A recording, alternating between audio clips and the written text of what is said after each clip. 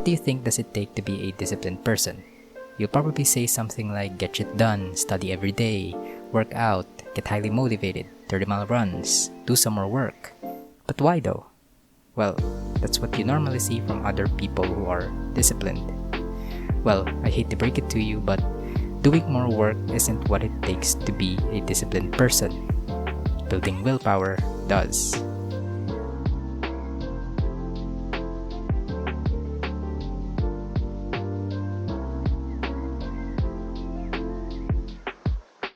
When you say willpower, the first thing that comes to my mind is David Goggins. Like, this guy does so many things that many people call a hard thing to do. It's like we call 30-mile runs hard, but for him it's just Tuesday. The interesting thing about it is that you'd think that he likes doing things like that and that's why he could do it. But no, he said it himself.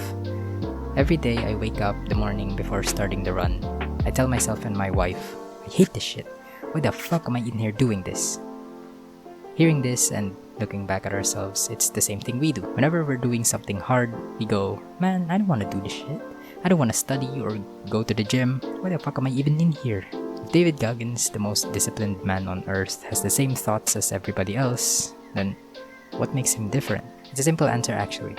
What makes David Goggins and those other disciplined people doing the most productive things different is that whenever they have that thought, they go and do it anyway. So David, before starting that run, hating every single second of it and questioning everything, goes and does it anyway. There's no motivation, there's no discipline.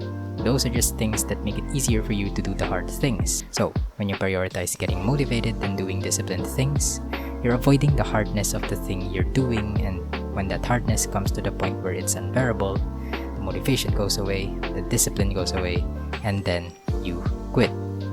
We are lab rats, but we're also our own scientists. The problem is you, and you don't want to fix it because going through it fucking sucks. Test. Okay.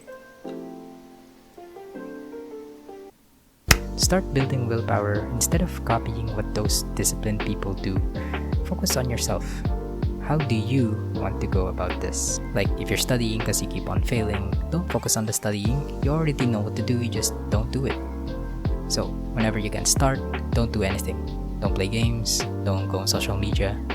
Just sit there and stare. Talk to yourself and be honest. I don't want to study. Why? Well, because I can't get what I'm reading. Then keep asking why until... Okay, this is fucked up. I really don't want to do this, but I need to. So, what do I do? Change is hard. You can't take away the suffering from it with motivation or being disciplined. Everyone who wants to change and tries to change is suffering. The reason most people quit is because they avoid it. Being vulnerable with yourself is the only way to fix yourself. You're the only person in your life that will be willing to do so. By saying, okay, I'm in this state of fucked up and it fucking sucks. I don't want to keep doing this, but I don't want it to stay here either. You can then decide how you want to go deal with it. Come on, man, talk. Once you see for yourself how fucked up the situation you're in, can you really just sit there and do nothing? You don't need a magic pill. You don't need motivation. You don't need routines. You don't need to be disciplined. Simply being honest to yourself and acknowledging where you're at in life will be enough to determine how you want to deal with the shit you're going through and what you want to do in life. It's not about who can be the most disciplined or who can get motivated the fastest or who has the most optimized routine. It's about who can acknowledge how fucked up their life is first and then take action based on that. Everyone needs to figure out how to do it their way for themselves. David Goggins didn't motivate himself to run. In fact, he hated it. What gets him to run is knowing that this is what I want to do to be the person that I want to be.